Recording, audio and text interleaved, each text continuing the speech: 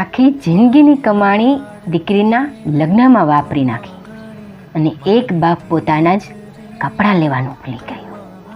સાવ સાચી વાત ને? આ સમજો. સમજાયું બધું જ્યારે હું દીકરીનો બાપ બન્યો ત્યારે. લગ્નમાં હું જતો જ્યારે મનમાં થતો સવાલ ત્યારે વિદાયમાં બધાય કેમ રડે છે? રડવાનું હોય તો લગ્ન કેમ કરે છે? મારી વાલીને સાચવજો એમ કહેવાય છે તો પેલો શું એને હેરાન કરવા લઈ જાય છે? ઉત્તરના જડીઓ કેટલી પોથીઓ પઢીઓ. સમજાયું બધું જ્યારે હું દીકરીનો બાપ બન્યો. સાવ સાચી વાત ને? દીકરી પપ્પાને ધીમેથી કાનમાં કહે છે, પપ્પા મારા ઘરે આવજો. હજુ દીકરી ઘરના આંગણે છે વાલા.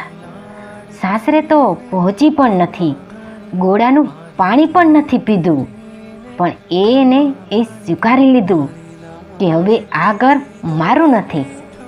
ત્યારે દીકરીનું આમંત્રણ પિતાને હૃદયને કેવું હચમચાવી દેતું હશે, છતાંય દીકરીને વિદાય કરવી પડે છે સાહેબ. સાવ સાચી વાત છે ને? દીકરી બનીને પણ પારકી છું. કેવી ગજબની રચના છું હું ભગવાન. તારી દીકરી બનીને પણ પારકી છું અને વહુ બનીને પણ પારકી છું.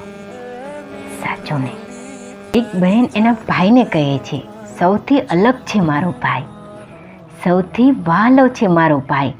કોણ કહે છે દુનિયામાં ખુશીઓ જ બધું હોય છે? મારા માટે તો ખુશીઓ કરતાં પણ અનમોલ છે મારો ભાઈ. સાવ સાચી વાત ને? બે શબ્દ વચ્ચે એક દીકરીનું આખું જીવન બદલી જાય છે. મમ્મી શું બનાવ્યું છે અને મમ્મી શું બનાવવાનું છે, આ બે શબ્દો વચ્ચે એક દીકરીનું આખું જીવન બદલી જાય છે. સાવ સાચી વાત છે ને? વિદાય લેતી દીકરીને કોઈએ પૂછ્યું, શા માટે આટલું રડે છે? દીકરીએ કહ્યું, કેટલું છૂટી ગયું મારાથી એટલે પાછળ વળીને જોવાઈ ગયું. કોઈ નથી આવતું ને મારી સાથે એટલે મારાથી રોવાઈ ગયું. આ સમજો. સાચી વાત ને?